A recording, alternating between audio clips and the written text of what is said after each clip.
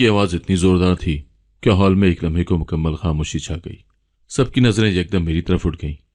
किसी के चेहरे पर हैरत, किसी पर तमाशबीनी और किसी पर तंजिया मुस्कुराहट। लेकिन मेरे कानों में सिर्फ नाजिया के अल्फाज गूंज रहे थे। बेगैरत यतीम लड़की, तुम्हारी औकात नहीं है कि मेरे पुराने कपड़े पहनो, फौरन उतार दो ये। मेरे गाल पर जलन हो रही थी, लेकिन असल आग मेरे अंदर लगी थी। एक ऐसी आग जो मेरे वजूद को खा रही थी। मेरी आंखें नमी से भर चुकी थीं, लेकिन मैं रोई नहीं। मैं सिर्फ खड़ी रही, साकत, जैसे किसी ने जमीन से बांध दिया हो। दिल में तूफान था, लेकिन जबान बंद थी। निगाहें सबकी आंखों से बचने की कोशिश कर रही थी, लेकिन हर नजर तीर की तरह लग रही थी। मेहमानों की सरगोशियां, दबे हंसी और तंज से भरे जुमले मेरे वजूद में सुराख कर रहे थे। मैंने नजर घुमाकर चची की तरफ देखा। वो नजरें चुरा चुकी थीं, जैसे उनके इस जिल्लत से कोई ताल्लुक ना हो। हालांकि वही तो थीं जिन्होंने सुबह मेरे हाथ में नाजिया के पुराने कपड़े थमाए थे। साफ सुथरे हैं, पहन लो, तुम्हारे अपने तो कुछ नहीं है, यही कहा था ना। और अब जब सबके सामने मुझे रुस्वा किया गया तो वो खामोश तमाशाई बन गई। उनके लिए शायद ये सब मामूल का हिस्सा था, लेकिन मेरे लिए नहीं। मेरे कदम जैसे जमीन से जुड़ गए थे। मैं वहां से भागना चाहती थी, लेकिन हिम्मत जवाब दे गई थी। दिल की धड़कन जैसे बंद हो रही हो, सांस लेना मुश्किल हो रहा था। चेहरे पर आंसू बहने लगे। मैंने चादर को अपने चेहरे पर खींचा ताकि कोई मेरी बेबसी न देख सके, लेकिन वो भी तो देख चुके थे। मेरी कमजोरी, मेरा दुख, मेरी बेकदरी। फिर न जाने कैसे कदम उठे और मैं मेन गेट की तरफ दौड़ गई। मेरे पीछे कहकहों की आवाज गूंजती रही। जमीन पर पांव पड़ रहे थे, लेकिन लगता था कि मैं खला में भटक रही हूं। दिल चाहा कि सब कुछ खत्म हो जाए, सब खत्म कर दूं। मैं कुछ न सुन रही थी, न कुछ सोच रही थी, सिर्फ दौड़ रही थी, अंधेरे में, सन्नाटे में, खुद से, दुनिया से, सबसे दूर। रास्ते पर गाड़ियां चल रही थीं, रोशनी और शोर था, लेकिन मुझे कुछ नजर नहीं आ रहा था। तभी एक तेज रोशनी मेरी आंखों में पड़ी और लम्हे भर में एक धमाके की आवाज के साथ मेरा वजूद जमीन से टकरा गया। मैं गाड़ी से टकराकर सड़क पर गिर चुकी थी। मेरे घुटने रगड़ खा चुके थे, कौनी छिल गई थी, लेकिन जिस्म के दर्द से ज्यादा मेरे अंदर का जख्म तकलीफ दे रहा था। मैं जमीन पर पड़ी, सांस लेने की कोशिश कर रही थी। हिचकियां बंधी हुई थी, जैसे अंदर कुछ टूट रहा हो और वह आवाज बंद कर निकल रहा हो। मेरे कपड़े गर्द आलूद हो चुके थे, बाल बिखर गए थे, चेहरे पर आंसू और मट्टी का मुरक्कब अजीब मंजर पेश कर रहा था। गाड़ी का दरवाजा खुला। दरवाजे के बंद होने की आवाज भी मेरे दिल पर बोझ बन गई। एक नौजवान बाहर निकला। वो कोई आम इंसान नहीं लग रहा था। उसकी जाहिरी हालत, उसका लिबास, चलने का अंदाज, सब कुछ बता रहा था कि वो किसी आला तबके से ताल्लुक रखता है। क्या मरने का इरादा था या तवज्जो हासिल करने का नया तरीका निकाला है? उसकी आवाज में तंज था, लेकिन आंखों में हैरत। मैंने सर झुकाया, कुछ बोलने की कोशिश की, मगर गला खुश्क हो चुका था। उठो, यहां बैठने की जगह नहीं है, लोग सवाल करेंगे, पुलिस आ जाएगी और मुझे फजूल झंझट में डाल दोगी। उसके अल्फाज में नरमी नहीं थी, बस उलझन और तंगी थी। मैं उठने की कोशिश करने लगी, लेकिन मेरे घुटने में दर्द था, जिस्म लड़खड़ा गया। वो थोड़ा सा रुका, फिर जैसे जबरदस्ती खुद पर काबू पाकर आगे बढ़ा। मेरा बाजू थामा। मैंने झटकने की कोशिश की, लेकिन वो बोला, बस कर दो, ड्रामा बंद करो, चलो गाड़ी में बैठो। उसका लहजा कठोर था, मगर एक लम्हे को मेरे अंदर की बेबसी ने मुझे मजबूर कर दिया। मैं उसके साथ चल दी, गाड़ी के दरवाजे तक। उसने दरवाजा खोला, मैं अंदर बैठ गई। सीट पर बैठते ही एक अजीब सा सुकून महसूस हुआ, जैसे कोई छत मिल गई हो, चाहे चंद लम्हों के लिए ही सही। गाड़ी की खिड़की से बाहर अंधेरा ही अंधेरा था, लेकिन गाड़ी के अंदर रोशनी, खुशबू और खामोशी थी। वो लड़का ड्राइविंग सीट पर बैठा, गाड़ी स्टार्ट की और बगैर कुछ पूछे आगे बढ़ा। नाम क्या है तुम्हारा? मैं खामोश रही। अच्छा, बोलना पसंद नहीं, चलने दो, मुझे भी ज्यादा दिलचस्पी नहीं है। गाड़ी चलती रही और मैं चुपचाप अपनी उंगलियों को मरोड़ती रही। मेरे अंदर जैसे एक सवाल पैदा हो रहा था, क्यों बैठी मैं इसके साथ, कहाँ जा रही हूं? लेकिन इन सब सवालों के जवाब देने का वक्त नहीं था। मुझे सिर्फ एक लम्हा चाहिए था, सुकून का, खामोशी का, जहां कोई मुझे नीचा ना देखे, जहां कोई मेरी जात पर उंगली ना उठाए। कुछ देर के बाद उसने एक सिगरेट जलाया, खिड़की खोलकर धुआं बाहर निकाला, फिर एक नजर मेरी तरफ देखा और बोला, डरो नहीं, मैं वैसा नहीं हूं जैसा लगता हूं। मैंने नजरें झुका ली। मेरे लब खामोश थे, मगर दिल में तूफान था। उसके एक जुमले ने मुझे चौंका दिया था। वैसा नहीं तो कैसा था? मैं जानना नहीं चाहती थी। अभी नहीं, अभी मेरे लिए बस यही काफी था कि कोई मुझे सड़क से उठाकर एक महफूज जगह तक लाया था, चाहे वो कैसे भी अंदाज में लाया हो। गाड़ी चलती रही, रात गहरी होती रही और मैं उस अनजान गाड़ी में, अनजान राह पर, अनजान अंजाम की तरफ बढ़ रही थी। गाड़ी की रफ्तार धीमी थी, जैसे वो लड़का खुद भी नहीं जानता था कि उसे कहाँ जाना है। वो लड़का एक हाथ से गाड़ी चला रहा था, दूसरा हाथ खिड़की से बाहर। सिगरेट का धुआं बाहर जा रहा था, लेकिन उसकी नज़रों में एक अजीब सी उलझन थी, जैसे वो कुछ कहना चाहता हो लेकिन खुद भी नहीं जानता कि कैसे। अजीब हो तुम लोग, उसने आहिस्ता से कहा। मैंने पलटकर उसकी तरफ देखा, लेकिन खामोश रही। क्यों रो रही हो? किसी ने दिल तोड़ दिया? उसने फिर तंजिया अंदाज में पूछा। मैंने लब भींच लिए, कुछ बोलना चाहा, लेकिन गले में जैसे लफ्ज अटक गए। वो फिर हंसा, हल्की सी खुश्क हंसी। चलो खैर है, तुम्हारा ये रोना धोना कुछ देर में खत्म हो जाएगा, सबका हो जाता है। बस एक बात मान लो। मैंने चौंक कर उसकी तरफ देखा। मेरे साथ चलो, अल्फाज जैसे किसी खला में गूंजे। मेरे लिए ये बिल्कुल गैर मुतवक्के था। मैंने आंखें सुकेड़ कर उसका चेहरा देखा। मेरी आवाज मध्यम और कांपती हुई थी। ऐसा कुछ नहीं है जो तुम सोच रही हो, कोई गलत नियत नहीं। बस तुम्हें देखकर लगा कि तुम्हें किसी पनाह की जरूरत है और मुझे शायद किसी सच्चाई की। मैं मजीद हैरत में डूब गई। उसका लहजा बदल गया था। अब उसमें तंज नहीं था, बल्कि एक अजीब सी संजीदगी थी। वो एक लम्हे को खामोश हुआ, फिर कहने लगा, ये जिंदगी बहुत अजीब है। हर किसी के हिस्से में सब कुछ बराबर नहीं आता। किसी के पास पैसा होता है लेकिन दिल खाली, किसी के पास मोहब्बत होती है लेकिन जेब खाली, और कुछ लोग जैसे तुम, जिनके पास ना मोहब्बत होती है ना छत। मेरे दिल में एक चुभन सी हुई। उसकी बातें सुनकर लगा जैसे वो मेरी हालत को समझ रहा है, जैसे मेरे जख्मों को पहचान रहा है। मेरे साथ कुछ दिन रहो, कोई शर्त नहीं, कोई बंदिश नहीं। बस तुम्हें थोड़ा सा सुकून मिलेगा और मुझे शायद कुछ इंसानियत। यह सुनकर मेरे जिस्म में सनसनी सी दौड़ गई। ये पेशकश थी या तर्स, यह हमदर्दी थी या कोई और खेल, मैं नहीं जानती थी। लेकिन उस लम्हे मेरा दिल कह रहा था कि रुक जाओ। सोचने की ताकत खत्म हो चुकी थी। कहीं ना कहीं कोई तो चाहिए जो बस खामोशी से साथ हो। अगर तुम्हें लगे कि तुम्हें जाना है तो चली जाना, दरवाजा बंद नहीं होगा। वो आहिस्ता से बोला। मैंने कुछ लम्हे बाद सर हिलाया, आहिस्ता से, जैसे अपनी मर्जी से नहीं, बेबसी से। लेकिन वो सर हिलाने ही मेरे नए सफर की पहली सीढ़ी बन गया। वो कुछ देर खामोश रहा, फिर गाड़ी का रुख बदल दिया, जैसे उसे यकीन हो गया हो कि मैं अब उसके साथ जा रही हूं। तुम्हारा नाम? मैंने बमुश्किल जवाब दिया। माहीन अच्छा नाम है।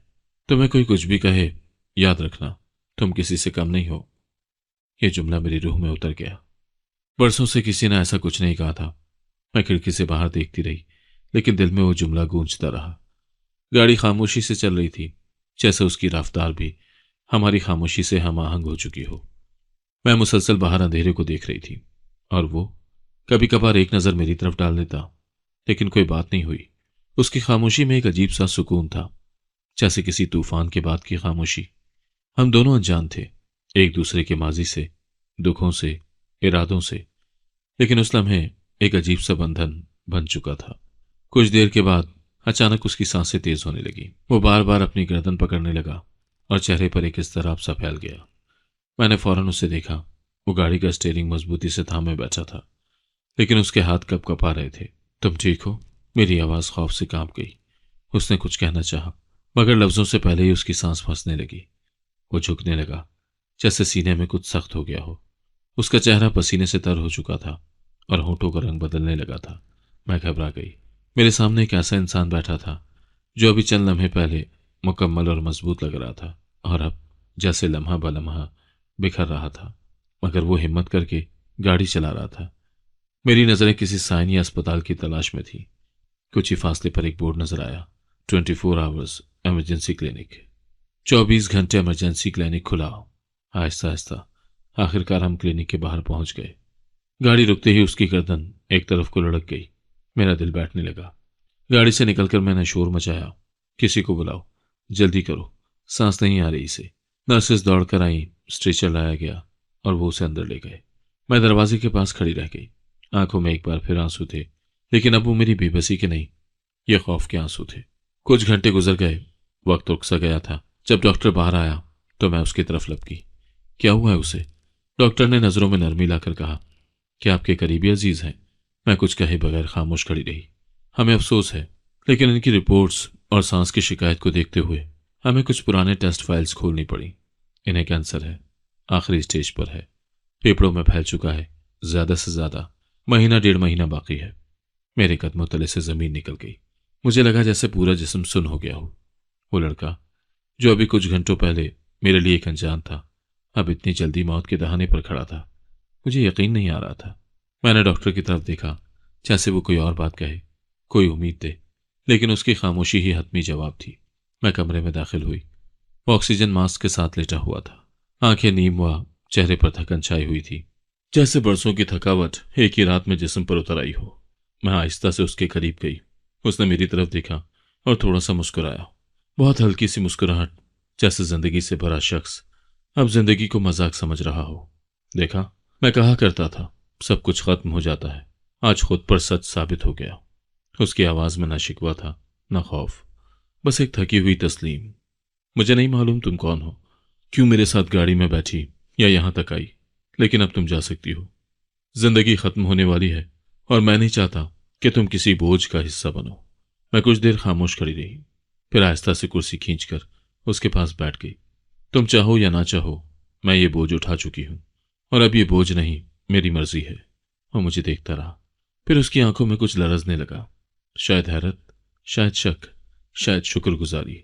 रात तवील थी मगर मैं जागी रही, उसके सिरहाने बैठी रही। वो नींद में भी हल्का सा मुस्कुराता रहा, जैसे जिंदगी से आखिरी खेल खेल रहा हो। उस रात मौत का साया तो था, लेकिन मेरे अंदर एक नई रोशनी भी जागी, किसी के लिए कुछ बनने की, किसी का सहारा बनने की। वो लड़का जिसने मुझे पनाह दी थी अब खुद पनाह मांग रहा था, और ये पनाह मैं उसे दूंगी जितने दिन भी बचे हों। सुबह की रोशनी खिड़की के पर्दों से झांक रही थी, लेकिन कमरे में अब भी रात की थकन बाकी थी। वो नीम बेहोशी में लेटा था, ऑक्सीजन मास्क उसके चेहरे पर मौजूद था और मेडिकल मशीनें वक्फे वक्फे से आवाजें दे रही थीं। मैं उसके पास बैठी थी। रात भर जागने के बाद भी मेरी आंखों में नींद नहीं थी। अजीब बात थी, चंद दिन पहले तक मैं उसके वजूद से वाकिफ न थी और अब उसकी सांसें मुझे अपनी लगने लगी थी। मैंने खामोशी से नर्स से दवाइयों का वक्त पूछा और खुद अपने हाथ से दवा का गिलास तैयार किया। जब वो बेदार हुआ तो मैंने धीरे से कहा, दवाई का वक्त हो गया है। वो कुछ लम्हे मुझे देखता रहा, जैसे जांच रहा हो कि मैं ख्वाब हूं या हकीकत। फिर थोड़ा सा सर हिलाया और मैंने आहिस्ता से उसे सहारा देकर बिठाया। वो कमजोर हो चुका था, लेकिन आंखों में वही बेनियाजी थी, जैसे जिंदगी को अभी भी संजीदा ना ले रहा हो, अभी भी संजीदा ना ले रहा हो। तुम अभी तक यहां हो? उसने आहिस्ता से पूछा। हाँ। क्यों? मेरे पास उसका जवाब नहीं था। कोई नीयत नहीं थी, कोई मंसूबा नहीं था, कोई वादा भी नहीं था, सिर्फ दिल का एक खामोश फैसला था। किसी को छोड़ देना आसान होता है, साथ देना मुश्किल, और शायद मैं मुश्किल रास्ता चुन चुकी थी। मैंने उसके हाथ धुलवाए, चेहरा साफ किया, फिर खिड़की खोल दी ताकि ताज़ा हवा कमरे में आए। हर छोटे काम में मेरी खामोशी शामिल थी और उसकी नज़रें मेरे हर अमल को खामोशी से देखती थी। वो ज़्यादा बात नहीं करता था और मैं उसकी खामोशी को जबान की तरह समझने लगी थी। जब वो खिड़की की तरफ देखता तो मुझे अंदाजा होता कि उसे रोशनी चाहिए। जब वो आंखें बंद करता तो मैं जान जाती कि वो तकलीफ में है। ये रिश्ता लफ्जों से नहीं, खामोश इशारों से जुड़ रहा था। न कोई नाम, न कोई रिश्ता, न दावा, सिर्फ मौजूदगी। कभी कभार वो मुस्कुराता, जैसे मेरे होने पर हैरान हो या शायद खुश हो। एक दिन उसने कहा, माहीन तुम अजीब हो। मैंने पूछा, कैसे? ये सब करने की तुम्हें जरूरत नहीं। मैंने नजरें झुकाकर बस इतना कहा, किसी को जरूरत होती है तभी कोई मौजूद होता है। हम अस्पताल के कमरे में कैदी बने नहीं थे, बल्कि खामोशी से जिंदगी के उन लम्हों को जी रहे थे जिन्हें अक्सर लोग जाया कर देते हैं। मैं रोज उसके लिए खिचड़ी बनाती जो वो बचपन से पसंद करता था, जैसा कि नर्स ने बताया था। कभी कभी हम साथ चाय पीते, खामोश लेकिन पुरसुकून। एक दिन उसने मेरी तरफ देखकर कहा, मुझे लगता है कि मैं पहले से बेहतर हूं। मैंने सर हिलाया। हो भी सकते हो, मौजज़े अक्सर खामोशी से होते हैं। रात को जब वो सोता तो मैं उसके लिए दुआएं पढ़ती। कमरे में कुरान की आवाज आहिस्ता आहिस्ता गूंजती और दिल में उम्मीद पैदा होती कि शायद वो दिन जो गिने जा चुके थे दोबारा लिखे जाएं। मैं उसकी खिदमत में मसरूफ रही, बगैर किसी गिले, बगैर किसी सिले। वो इंसान जिसने पहली बार मुझे पनाह दी अब खुद बेपनाह दुख में था और मेरे हाथों में अब खिदमत का हक था जो मैं पूरी ईमानदारी से निभा रही थी। अस्पताल के अमले ने भी नोट किया था कि उसके चेहरे पर पहले जैसी सख्ती नहीं रही थी, वो नरम पड़ने लगा था, ज्यादा देर तक खामोश नहीं रहता था। कभी कभी मुझसे मेरे बचपन के बारे में पूछता, मेरी जिंदगी के बारे में जानने की कोशिश करता और मैं भी थोड़ा थोड़ा अपने आप खोलने लगी। लेकिन फिर भी हमारे दरमियान एक लकीर थी, ना रोमानवी ना खूनी, सिर्फ इंसानियत पर मबनी। और ये रिश्ता जो बगैर नाम का था, शायद मेरी जिंदगी का सबसे खालिस ताल्लुक बन रहा था। उसकी सांसें अब पहले से बेहतर थीं और वो चलने की कोशिश भी करने लगा था। जब वो पहली बार बैसाखी के सहारे खड़ा हुआ तो मैंने तालियां नहीं बजाई, सिर्फ खामोशी से मुस्कुराई और उसने भी बस एक शुक्रगुजारी भरी नजर मुझ पर डाली। वक्त गुजर रहा था, लेकिन वो महीना जिसे डॉक्टर ने उसकी आखिरी हद कहा था, अब कुछ अलग लग रहा था और हम दोनों को उसका अंदाजा था। लेकिन हमने इस पर बात नहीं की। कुछ बातें कही नहीं जाती, सिर्फ महसूस की जाती हैं। वो कहता था, तुम चुप रहती हो, लेकिन तुम्हारी खामोशी मुझे तसल्ली देती है। मैं कहती, नहीं। मैं कहती नहीं थी, लेकिन जानती थी कि उसकी मौजूदगी मुझे भी संभाल रही है। खिदमत से शुरू होने वाला ये रिश्ता अब रूह की गहराइयों में उतर चुका था। ये वो ताल्लुक था जो लफ्जों की मोहताजी से आज़ाद था, और शायद इसीलिए इतना सच्चा था। वक्त जैसे खामोशी से रींग रहा था, दिन और रात एक जैसे लगने लगे थे। वो अस्पताल का कमरा, जहां कभी एक बेजान सा माहौल होता था, अब सांस लेने लगा था। खिड़की के पास रखी हरियाली, चाय के कप की हल्की खुशबू और मेरी मौजूदगी, सब मिलकर जैसे जिंदगी की एक नई लय पैदा कर रही थे। मैं अब रोज उसके साथ होती। सुबह उसका दवा का वक्त, दोपहर का खाना, शाम की थोड़ी सी सैर, सब मेरी जिम्मेदारी में शामिल हो चुका था। लेकिन ये जिम्मेदारी बोझ नहीं लगती थी। उसके चेहरे पर आती हुई रंगत, उसकी आवाज में लौटती हुई जिंदगी, ये सब मेरे लिए एक अनदेखी खुशी बन चुके थे। डॉक्टर्स अब हैरत में थे। रिपोर्ट्स कुछ और कह रही थी।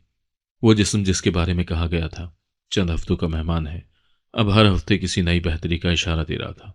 फेफड़ों में मौजूद कैंसर की शिद्दत खत्म हो रही थी, कम हो रही थी। कुव्वत मुदाफियत बहाल हो रही थी। नींद बेहतर हो गई थी। और सबसे बढ़कर उसके चेहरे पर जो रोशनी अब आती थी, वो नाकाबिले बयान थी। एक दिन मामूल के चेकअप के बाद डॉक्टर ने उसकी फाइल बंद की और संजीदगी से उसे देखा। ये सब हो कैसे रहा है? हमने तो इलाज के इम्कानात खत्म मान लिए थे। वो हंसा, एक नर्म थका थका सा कह कहा, जैसे कई राज उसकी एक मुस्कुराहट में छुपे हों। फिर मेरी तरफ देखा और बोला, इनका पूछो, सब इनकी वजह से है। डॉक्टर चौंक कर मेरी तरफ देखने लगा। मैं नजरें झुका गई। ये लड़की जो रोज मेरे साथ रहती है, जिसने बगैर किसी गर्ज की मेरी खिदमत की, जिसने मुझे मरने नहीं दिया, उसके होने से मुझे लगता रहा कि मैं भी खत्म नहीं हुआ। उसका ये जुमला मेरे दिल के किसी बहुत गहरे हिस्से में उतर गया। मेरे हाथ कांप गए। इतने दिनों की खामोश खिदमत, खामोश गुर्बत अब लफ्जों में ढलने लगी थी। डॉक्टर ने फाइल दोबारा खोली, कुछ लिखा और बोला, स्पॉन्टेनियस रिमिशन, हम मेडिकल जबान में इसे कहते हैं, लेकिन शायद कभी कभी मोहब्बत और तवज्जो का साइंस से भी बड़ा असर होता है। मोहब्बत, मेरे दिल में वो लफ्ज दोहराया, जैसे किसी अजनबी ने मेरा नाम लिया हो। क्या वाकई ये मोहब्बत थी, या बस एक जज्बा जो वक्त, हमदर्दी और कुर्बत से पैदा हुआ था? मैं खुद नहीं जानती थी, लेकिन एक बात तय थी, मैं अब उसकी जिंदगी का हिस्सा बन चुकी थी, और वो मेरी जिंदगी की सबसे खामोश हकीकत। वो अब खुद चलने लगा था। बैसाखी अब ज्यादा देर तक हाथ में नहीं रहती थी। खाने में उसकी पसंद दोबारा लौट आई थी। उसकी बातों में हल्की सी शोखी भी आने लगी थी, जो कभी उसके बिगड़े हुए माजी का हिस्सा रही होगी। एक शाम जब हम दोनों अस्पताल के लॉन में बैठे थे, उसने अचानक कहा, पता है माहीन, मैंने पहली बार जिंदगी को थोड़ा सा संजीदगी से लेना शुरू किया है। मैंने हैरत से उसकी तरफ देखा। और ये सब तुम्हारी वजह से है। तुमने मुझे ये सिखाया कि खामोशी से जीने का भी एक अलग अंदाज होता है। मैं कुछ न बोली, सिर्फ एक मध्यम मुस्कुराहट उसके लिए काफी थी। ये खामोशी ही तो हमारी जबान बन चुकी थी। महीनों का वक्त जैसे लम्हों में बदल गया। रिपोर्ट्स मजीद बेहतर आईं। डॉक्टर्स ने अब उसे अस्पताल से डिस्चार्ज करने का इशारा दिया। मैं हैरान थी कि वो दिन भी आएगा जब हम इस सफेद कमरे से बाहर निकलेंगे, जहां हमने जिंदगी और मौत के दरमियान इतने दिन गुजारे। वो दिन आया और हम बाहर निकले। सूरज की रोशनी आंखों को चुभती थी, लेकिन दिल को सुकून दे रही थी, जैसे खुदा ने दोबारा जिंदगी दी हो। और वो जिंदगी अब सिर्फ उसकी नहीं, मेरी भी थी। उसने एक लम्हा रुककर मेरी तरफ देखा और कहा, माहीन, अगर जिंदगी दोबारा मिली है तो तुम्हारे साथ जीना चाहता हूं। मैंने कुछ नहीं कहा, सिर्फ आंखें भर आईं, क्योंकि इस लम्हे लफ्जों की जरूरत ही नहीं थी। हम दोनों जानते थे ये करिश्मा था या मोहब्बत, लेकिन जो कुछ भी था सच था, गहरा था और मुकम्मल था। फिजा में बाहर किसी खन की थी। अस्पताल से वापसी के बाद वो पहला दिन था जब हम दोनों वाकई बाहर बैठे थे, अस्पताल की दीवारों से दूर, नरमी से झलकती धूप में। एक छोटा सा पार्क था जहां बच्चे खेल रहे थे और आसपास जिंदगी की आवाजें सुनाई दे रही थी, पुरसुकून, बगैर किसी दर्द के। जैसे दुनिया वाकई खूबसूरत हो सकती है अगर दिल में सुकून हो। हम एक बेंच पर बैठे थे। वो खामोश था, उसकी नजरें आसमान पर थीं, जैसे कोई अपने माजी को बादलों में देख रहा हो या शायद मुस्तकबिल के इम्कान को सोच रहा हो। मैं भी खामोश थी, अपने दिल की धड़कनों पर काबू पाने की कोशिश में। कुछ लम्हों के बाद वो मेरी तरफ मुड़ा। उसकी आंखों में वो शोखी नहीं थी जो वो अक्सर छुपा लेता था, बल्कि एक गहरी संजीदगी थी। माहीन, मैंने सर उठाया। तुम जानती हो मैं मरते मरते बचा हूं तुम्हारी वजह से, और अब जो जिंदगी मिली है वो अधूरी सी लगती है अगर तुम उसमें शामिल ना हो। मेरा दिल जैसे लम्हे भर को रुक गया हो। मैंने कुछ नहीं कहा। वो सांस लेते हुए बोला, मैं चाहता हूं कि तुम मेरी बीवी बनो। लफ्ज सीधे दिल में उतरे, सादा, नरम, बगैर किसी बनावट के, लेकिन उनके असर से जमीन जैसे हिल गई हो। मेरे अंदर खामोशी छा गई, जैसे कुछ लम्हों के लिए हवा भी रुक गई हो। मैंने नजरें नीचे कर ली, खास तौर पर एक ऐसी लड़की के लिए जिसने जिंदगी के बेशतर दिन छत और इज्जत के बगैर गुजारे हों। ऐसा सवाल ख्वाब लगता है, लेकिन ख्वाबों पर एतबार करना मेरे बस में न था। उसकी आवाज फिर आई, मैं तुमसे वादा नहीं करूंगा जो फिल्मों में होते हैं। मैं सिर्फ इतना जानता हूं कि तुम्हारे साथ मुझे मुकम्मल होने का एहसास होता है। अगर तुम चाहो तो मैं चाहता हूं कि बाकी जिंदगी तुम्हारे साथ गुजारूं। मेरी आंखों में नमी आ गई। कोई दुख नहीं था इस बार, न शर्मिंदगी, न बेबसी, सिर्फ वो एहसास कि मैं चाही गई हूं, किसी नियत के बगैर, किसी लालच या हमदर्दी के बगैर। वो शख्स जो जिंदगी से लड़कर आया हो और अब मेरे साथ जीना चाहता हो। क्या ये मोहब्बत थी या इससे भी ज्यादा कुछ? मेरी आंखों के सामने वो तमाम लम्हे घूमने लगे जब उसने मुझे सहारा दिया। मैंने उसे वो रातें जब मैं उसके लिए जागी, वो दिन जब वो खामोशी से मुझे देखता रहा। न कोई वादा, न रिश्ता, सिर्फ मौजूदगी, खामोशी, सच्चाई। मैंने दिल की सच्चाई पर एतबार किया। लफ्ज निकालने से पहले ही मेरे होठों पर हल्की सी मुस्कुराहट आ गई। हाँ, मैंने धीरे से कहा। वो खामोश रहा, लेकिन उसकी आंखें सब कह रही थी। उसने आहिस्ता से मेरा हाथ थामा, जैसे एक छोटी सी हरकत से वो मेरा दुख, मेरा माजी, मेरी तन्हाई, सब कुछ अपने हिस्से में लेना चाहता हो। अगले दिन उसने बाकायदा तौर पर रिश्ता भेजा। अस्पताल के चंद डॉक्टरों, नर्सों और मेरे पुराने मोहल्ले की एक बुजुर्ग खातून को गवाह बनाया। सादगी से, इज्जत से हम दोनों का निकाह हुआ। कोई शोर शराबा नहीं, ना जेवरात, ना दिखावा, बस दो दिल, दो हाथ और एक सादा सा कबूल है। शादी के बाद जब मैं उसके साथ उसके घर गई तो मेरी सांस रुक गई। एक वसी और अरीज बंगला, हर कमरा ऐसा सजा हुआ जैसे किसी रिसाले के सफ़े पर हो। और तब जाकर मुझे मालूम हुआ कि वो सिर्फ एक आम अमीर शख्स नहीं, बल्कि एक बहुत बड़े फैशन ब्रांड का मालिक है। वही ब्रांड जिसके कपड़े नाजिया ने कभी मेरे सामने फख्र से पहने थे। और आज मैं उस ब्रांड के मालिक की बीवी थी। लेकिन सबसे कीमती बात यह थी कि उसने मुझे सिर्फ बीवी नहीं बनाया, बल्कि अपने बिजनेस की पार्टनर भी बनाया। उसने मेरे हाथों से कपड़ों के नमूने देखे, मेरे मशवरे सुने और कहा, तुम्हारा जौक खामोश है लेकिन गहरा। तुम सिर्फ पहनती नहीं, महसूस करती हो। उस दिन मुझे महसूस हुआ जैसे जिंदगी ने मुझे मेरी शनाख्त वापस दे दी हो। मैं कोई साया नहीं थी, न किसी के रहम पर पलने वाली, बल्कि अपने फैसले करने वाली, अपने रास्ते चुनने वाली औरत थी। ये रिश्ता जो हमदर्दी या दुख से शुरू हुआ था, अब मोहब्बत और बराबरी में बदल चुका था। वो लम्हा जब मैंने हाँ कहा था, वही मेरी जिंदगी का नया आगाज था। और इस बार मैंने अपनी मर्जी से जीना शुरू किया था। एक दिन वो मुझे एक बड़ी इमारत में ले गया, शहर के दिल में वाक़, जिस पर एक बहुत बड़ा बोर्ड आवेजा था, जाविर द फैशन हाउस। मैंने हैरत से उस इमारत को देखा। शीशी के दरो दीवार, अंदर भागते मुलाजमीन और हर तरफ एक पुरवकार मसरूफियत। मैं समझी कि शायद किसी मीटिंग में जा रहे हैं, लेकिन वो मुझे सीधा अंदर ले गया। रिसेप्शन पर बैठे लोगों ने हमें देखकर उठकर सलाम किया। उसने मेरा हाथ थामे रखा, जैसे दुनिया के सामने ऐलान कर रहा हो कि यह अब मेरी जिंदगी का हिस्सा है। हम ऊपर के फ्लोर पर पहुंचे, जहां एक खूबसूरत ऑफिस था। अंदर हर तरफ फैशन डिजाइन्स, टेक्सटाइल सैंपल और शो पीसेस रखे थे। उसने मुस्कुराकर कहा, यह सब तुम्हारा है। मैंने उलझन से उसकी तरफ देखा। मैंने इस ब्रांड की बुनियाद तब रखी थी जब मेरे वालिद ने मुझे मेरी मर्जी से कुछ करने की इजाज़त दी थी। अब मैं चाहता हूं कि तुम इसका वो हिस्सा बनो जो सिर्फ बाहर का चेहरा नहीं, अंदर की रूह भी हो। लेकिन मुझे तो ये सब नहीं आता।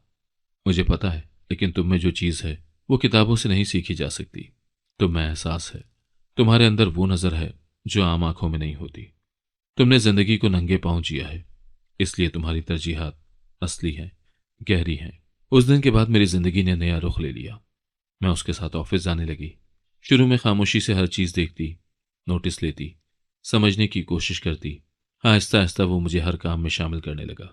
कभी किसी कपड़े की कटिंग पर मशवरा, कभी किसी डिजाइन के फाइनल अप्रूवल, कभी मॉडल्स की सिलेक्शंस।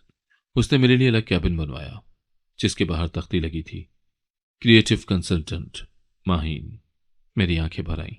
वही नाम जो कभी किसी के लिए बोझ था, आज इज्जत और पहचान बन चुका था। एक दिन उसने कहा, माहीन, तुमने सिर्फ मेरी जिंदगी नहीं बदली, तुमने मेरी कंपनी को भी नई रूह दी है। लोग अब हमारे ब्रांड में वो सच्चाई देखते हैं जो पहले सिर्फ खूबसूरती तक महदूद थी। हमने एक नई कलेक्शन लॉन्च की, जिंदगी के नाम से। हर लिबास में एक कहानी थी, दर्द, उम्मीद, इज्जत और औरत की असल ताकत की कहानी। वो कलेक्शन हिट हो गई। बड़े मैगजीन्स में मेरे इंटरव्यूज छपने लगे, लोग मुझे जानने लगे। लेकिन इस सब शोहरत के बीच मैं अब भी वही माहिन थी जिसने चची के तानों के साथ जीना सीखा था, जिसने नाजिया के थप्पड़ को बर्दाश्त किया था और जिसने अस्पताल के कमरे में किसी अनजान के लिए दुआएं की थी। मेरे लिए असल खुशी ये नहीं थी कि लोग मेरे कपड़े पहनते थे, बल्कि ये थी कि अब कोई मुझे यतीम, बोझ या बेगैरत नहीं कहता था। अब मैं इज्जत से जी रही थी, अपनी मेहनत, अपनी पहचान और उस इंसान के साथ जिसने मुझे मुकम्मल तौर पर कबूल किया था। मेरे ससुराल वालों ने भी मुझे खुले दिल से अपनाया। वो जानते थे कि मैं कौन हूं, कहां से आई हूं, लेकिन उनकी नज़रों में कभी हिकारत नहीं देखी। वो अक्सर कहते, तुमने हमारे बेटे को वो जिंदगी दी है जो हम भी न दे सके। कभी कभार रात को जब आईने में खुद को देखती तो हैरत होती, क्या वाकई ये मैं हूं? वही माहीन जो किसी के पुराने कपड़ों में भी इज्जत तलाश करती थी, आज खुद अपने नाम की पहचान बन चुकी है। ये सब सिर्फ एक शनाख्त नहीं थी, ये मेरी असर नौ तख्लीक थी, मेरी कहानी, मेरे हाथों से लिखी हुई। और इस बार मेरी मर्जी से। मेरे हाथों में कपड़ों के नमूने थे, रंगों की वो दुनिया जो कभी सिर्फ ख्वाब में देखी थी अब हकीकत बन चुकी थी। सिल्क, कॉटन, लीनन, शेफोन, हर कपड़ा जैसे मेरी बात सुनता था, मेरे एहसास को जज्ब करता था और मेरी सोच को रूप देता था। जहां कभी दूसरों के पुराने कपड़ों पर इक्तफा किया था, आज मैं खुद अपनी मर्जी के लिबास बना रही थी, अपने लिए, दूसरों के लिए, उन औरतों के लिए भी जो कभी मेरी तरह खुद को बेनाम महसूस करती थी। दफ्तर की वर्कशॉप में जब मैं डिजाइनर्स के दरमियान खड़ी होती तो किसी को यह अंदाजा नहीं होता कि यही लड़की किसी वक्त चची के जुमलों से जख्मी होकर सड़कों पर रोती हुई फिर रही थी। मेरी शनाख्त अब मेरे फन में थी। मेरी उंगलियों की पोरें कपड़ों को छूती तो दिल कहानियां बुनता। मैं डिजाइन बनाती नहीं थी, महसूस करती थी, और शायद इसीलिए वो डिजाइन आम नहीं लगते थे। उनमें दर्द था, सब्र था, जब्र था और सबसे बढ़कर आजादी थी। मेरे शौहर, अब मेरे हमसफर और पार्टनर, मुझे मुकम्मल इख्तियार दे चुके थे। वो कहते, तुम्हारी आंखों में जो विजन है वो किसी बिजनेस डिग्री से नहीं आता। तुमने जिंदगी को पहन कर देखा है, इसीलिए तुम जानती हो कि असली लिबास क्या होता है। एक दिन मैंने अपने लिए एक लिबास बनाया, ना महंगा, ना भारी, ना शोख, एक नर्म सा नीला जोड़ा जिस पर बारीक कशीदाकारी थी। वो फूल जिन्हें मैं बचपन में अम्मा के दुपट्टे में देखती थी। जब मैंने वो लिबास पहना तो खुद को पहली बार मुकम्मल महसूस किया। ये सिर्फ कपड़ा नहीं था, ये मेरी पहचान का इहाता था। न किसी की दी हुई खैरात, न किसी का बचा हुआ, ये मेरा था, मेरी सोच का, मेरी मर्जी का। मैंने अपने फैशन हाउस में एक नई लाइन मुतारिफ करवाई, सहारा।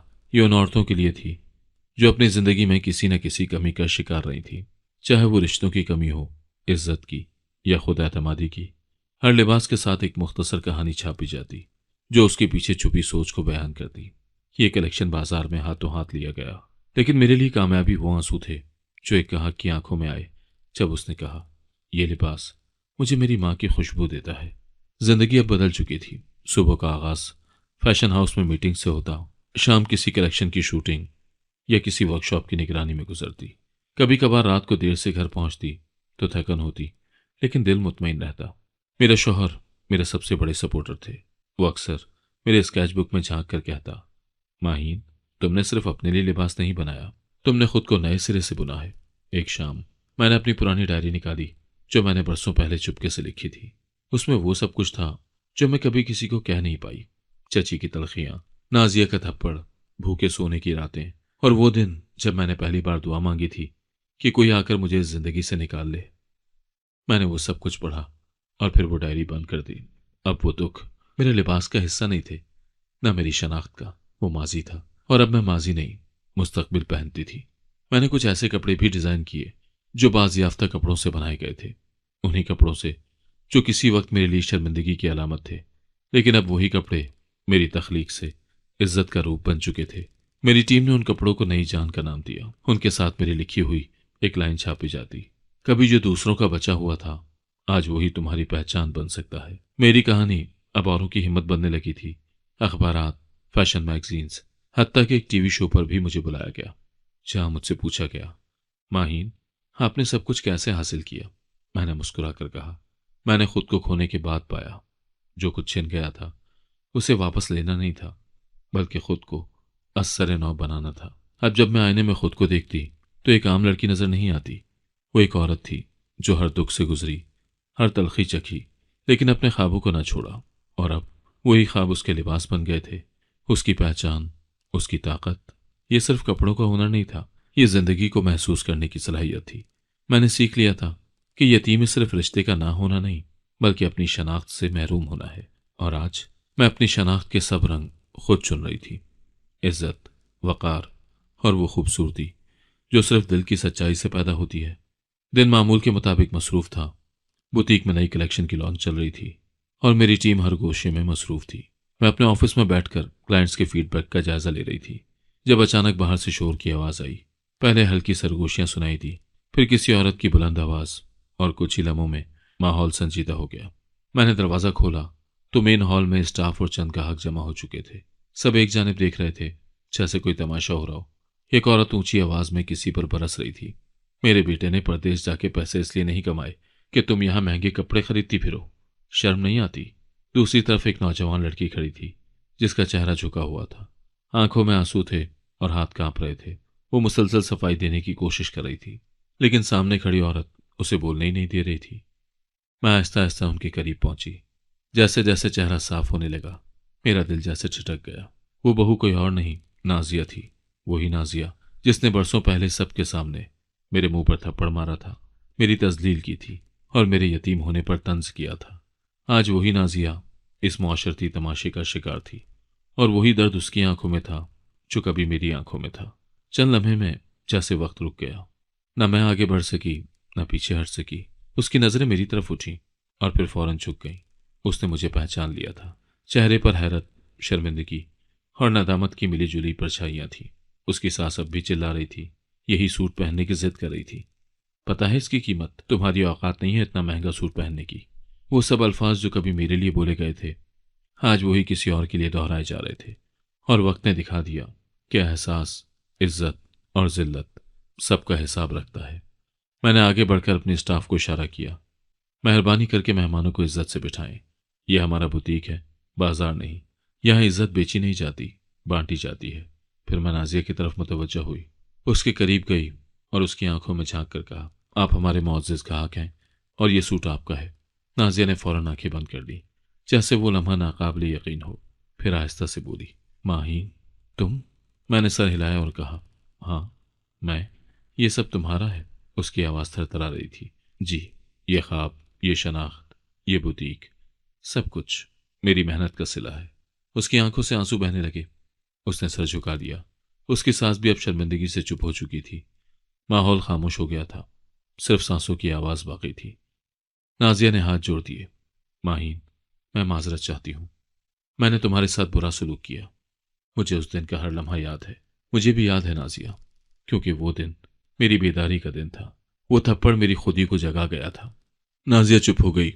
उसके गालों से आंसू टपक रहे थे और मेरी आवाज में मुकम्मल सुकून था। कभी कभी जिंदगी हमें आईना दिखाती है, वही मंजर दूसरे जाविये से, और तब पता चलता है कि हम कहाँ खड़े थे और कहाँ खड़े हैं। यह मकाफाते अमल नहीं था, यह जिंदगी का कुदरती तवाजुन था। और आज मैं इस तवाजुन का हिस्सा बन चुकी थी, न किसी नफरत से, न किसी बदले से, सिर्फ सब्र और अपने मकाम से। बुटीक के हॉल में चंद लम्हों की खामोशी छाई रही। हर तरफ नजरें एक ही सिमत जमी थी, मेरी तरफ। वही माहीन जिसे कभी जिंदगी ने कदमों तले रौंद डाला था, आज वकार, वक़्त और वकार की मुजस्सम तस्वीर बनी खड़ी थी। साफ सुथरा लिबास, पुरसुकून चेहरा और लहजे में वो ठहराव जो सिर्फ वही लोग लेकर आते हैं जिन्होंने वक्त के थप्पड़ों को हंस कर सहा हो। नाजिया की आंखें बेअख्तियार उसकी तरफ उठी। वो आंखें जो कभी तहकीर से भरपूर थीं, आज लरस रही थी। वो पल भर को मेरी आंखों से मिली, लेकिन वो निगाह बर्दाश्त न कर सकी। जैसे ही नजरें मिली, नाजिया का चेहरा धुआं सा हो गया। उसके होंठ कांपने लगे, आंखों में नदामत तैरने लगी और पलकें झुक गईं, ऐसी झुकी हुई जैसे बरसों का बोझ उन पर पड़ा हो। क्यों?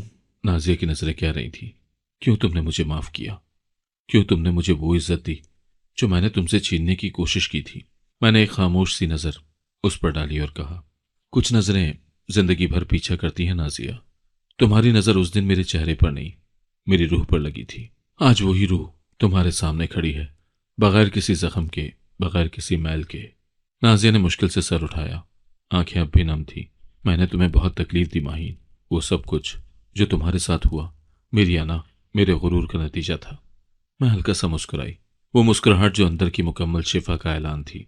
नहीं नाजिया, जो कुछ मेरे साथ हुआ वो मेरी किस्मत का एक बाब था, लेकिन उस बाब ने मुझे मेरे असल तक पहुंचाया। तुम इस सफर का एक किरदार जरूर थी, लेकिन अंजाम का हिस्सा नहीं। नाजिया की आंखों से आंसू बहने लगे। वो शायद पहली बार उस दिल से रोई थी जो तकब्बुर से खाली था। उसने वो सूट माहीन की तरफ बढ़ाया जैसे लौटाना चाहती हो, लेकिन माहीन ने नरमी से उसके हाथ रोके। नाजिया ने इल्तिजाई लहजे में कहा, अम्मी को माफ कर देना माहीन। वो तुम्हारे जाने के कुछ अरसे बाद ही अल्लाह को प्यारी हो गई थी। हो सके तो उन्हें माफ कर देना। क्या पता तुम्हारी माफी से उनकी आखिरत आसान हो जाए। मैंने मुस्कुराकर सर हिलाया। मैं तो खुद को तकलीफ देने वाले हर रिश्ते को उसी दिन माफ कर चुकी थी जिस दिन मैंने काउंटर की तरफ इशारा किया और स्टाफ को हल्के से कहा, वो सूट पैक करो जो नाजिया ने देख रखा था। मुलाजिम फौरन आ गया। कुछ ही देर में खूबसूरत बॉक्स में लिपटा हुआ वो महंगा तरीन सूट सामने आ गया।